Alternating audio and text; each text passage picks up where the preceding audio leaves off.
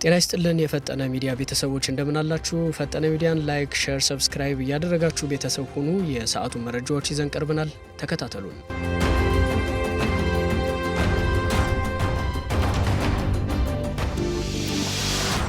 የስም ማጥፋት ዘመቻ ተከፍቶብኛል አለች የመንበረ ጸባዖት ቅድስት ሥላሴ ቤተክርስቲያን። ተሰሙታላችሁ። የኢሬቻ በዓል ሃይማኖታዊ በዓል አይደለም ተባለም። በዓሉ ሃይማኖታዊ ነው የሚሉ ሰዎች እስከዛሬ የት ነበሩ የሚሉ ትችቶችም ገጥመዋቸዋል። በመረጃ ሰዓታችን አካተነዋል። ኢትዮጵያ በሱዳን የተከሰተውን ጎርፍ ከህዳሴው ግድብ ጋር በማያያዝ የቀረበባትን ውንጀላ ውድቅ አደረገች። ግብጽ ኢትዮጵያ ከህዳሴው ግድብ ጋር በተያያዘ የታችኛውን ተፋሰስ ሀገራት እየጎዳች ነው የሚል ክስ ማቅረቧ የሚታወስ ነው። መረጃዎቹን በዝርዝር እንመለከታለን።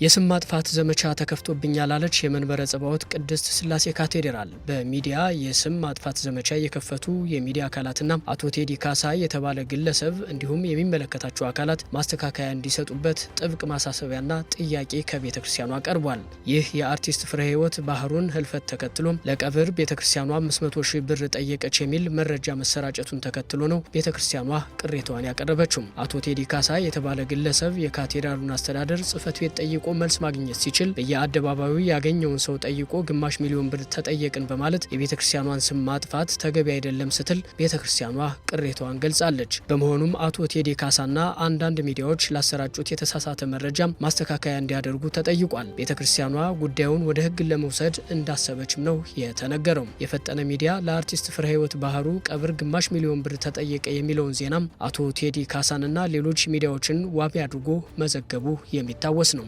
ቅድስት ሥላሴ ካቴድራል ተፈጠረ ለተባለው የመረጃ ብዥታ የተሰጠው ፈጣን ምላሽ የሚመሰገን ሲሆን ነገር ግን ለቀብርና ክርስትና ለማስነሳት የሚጠየቀው ገንዘብ ብዛት እንዲሁም የሌላ ቤተ እምነት አባላትን ለቀብር ከመፍቀድ ጋር ተያይዞም ዛሬ ብቻ ሳይሆን ቅሬታዎች ሲቀርቡም ዓመታት ተቆጥረዋል። ቤተ ክርስቲያኗ ፈጥና ራሷን ለመከላከል ምላሽ እንደሰጠችው ሁሉ ከተነሳው ቅሬታ አንጻር መስተካከልና መፈተሽ ያለበትንም ማየት ብትችል መልካም ነው የሚሉ አስተያየቶች እየተሰጡ ይገኛሉ።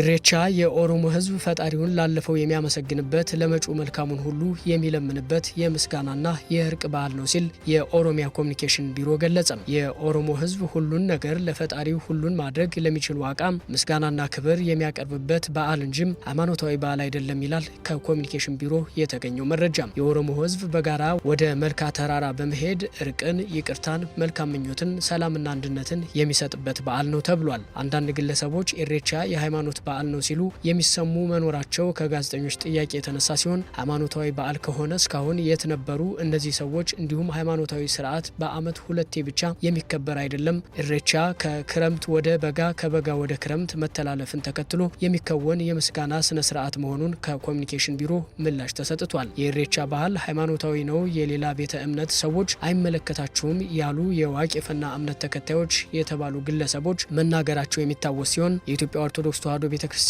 አንዳንድ አገልጋዮችን ጨምሮ የሌላ ሃይማኖት ተከታዮች በተለያዩ ዓመታት በበዓሉ ቀጥተኛ ተሳታፊ እንደነበሩና ጣዖት አምላኪነት ነው የሚል ጠንከር ያለ ትችት ያስተናግዱ እንደነበረ ይታወሳል። በዓሉ ሃይማኖታዊ ነው፣ ባህላዊ ነው የሚለው መጨቃጨቂያም አሁንም የቀጠለ ሲሆን በበዓሉ ከሚደረጉ ተግባራት በመነሳት ጣዖት አምላኪነትም አለበት የሚሉ አስተያየቶች ይሰነዘራሉ።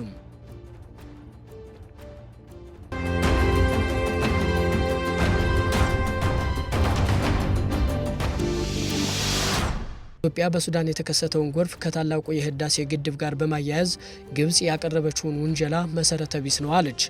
ግብጽ ከቀናት በፊት በውሃና መስኖ ሚኒስትሯ በኩል ባወጣችው መግለጫ ሰሞኑን በሱዳን የተከሰተው ጎርፍ በግድቡ የአስተዳደር ችግር የተፈጠረ ነው የሚል ውንጀላ አቅርባለች። የኢትዮጵያ ውሃና ኢነርጂ ሚኒስቴር ከግብጽ በኩል የቀረበውን ውንጀላ መሰረተ ቢስና ከእውነታው ጋር የሚጣረስ መሆኑን ገልጾ ግድቡ ጎርፍ ከማስከተል ይልቅ የጎርፍ አደጋን መቀነስ እንዳስቻለ አስገንዝቧል። ኢትዮጵያ የኃይል ማመንጫ ግድቦችን የመገንባትና የውሃ ፍሰታቸውን የማስተዳደር ልምድ እንዳላት የተጠቀሰ ሲሆን የታላቁ ህዳሴ ግድብ መገንባት በሱዳንና ግብጽ ሊከሰት የሚችለውን ከፍተኛ ጎርፍ ማስቀረቱ ተጠቁሟል። ግድቡ ተመጣጣኝ የውሃ ፍሰት እንዲኖር በማድረግ በሱዳንና በታችኛው ተፋሰስ ሀገራት የሚደርሰውን አማካይ ከፍተኛ የጎርፍ መጠንና የሚያስከትለውን ጉዳት መቀነስ አስችሏልም ነው የተባለው። በክረምቱ ወራት በኢትዮጵያ ከፍተኛ ቦታዎች የጣለው ዝናብ በሱዳንና ግብጽ በሰውና ንብረት ላይ ከፍተኛ ውድመት ሊያስከትል የሚችል ጎርፍ ይከሰት እንደነበር ተገልጿል። የሱዳን ግብርናና መስኖ ሚኒስቴር በሀገሪቱ ለተከሰተው ጎርፍ የመሰረተ ልማት ችግርን ጨምሮ ምክንያት ያላቸውን ጉዳዮች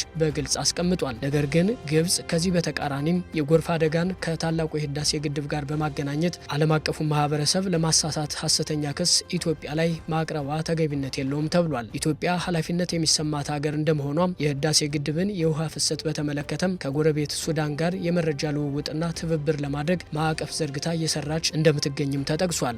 ታላቁ የህዳሴ ግድብን ጨምሮ ሌሎች ግድቦችን የውሃ ፍሰትና ቴክኒካል ስራዎችን በሚገባ እያስተዳደረች እንደምትገኝም ተነግሯል። ግብጽ ለጎረቤት ሀገራት ተቆርቋሪ በመምሰል ያወጣችውን የሐሰት ውንጀላና የስም ማጥፋት መግለጫን ሙሉ በሙሉ ኢትዮጵያ እንደማትቀበለውና ውድቅ እንዳደረገችው መረጃዎች ጠቁመዋል። የተከበራችሁ የፈጠነ ሚዲያ ቤተሰቦች የዛሬው የፈጠነ ሚዲያ መረጃዎች እነዚህን ይመስሉ ነበረ። ላይክ፣ ሼር፣ ሰብስክራይብ እያደረጋችሁ አብሮነታችሁን አሳዩን። በሌሎች መረጃዎች ተመልሰን እንመጣለን። አብራችሁን ስለቆያችሁ እናመሰግናለን።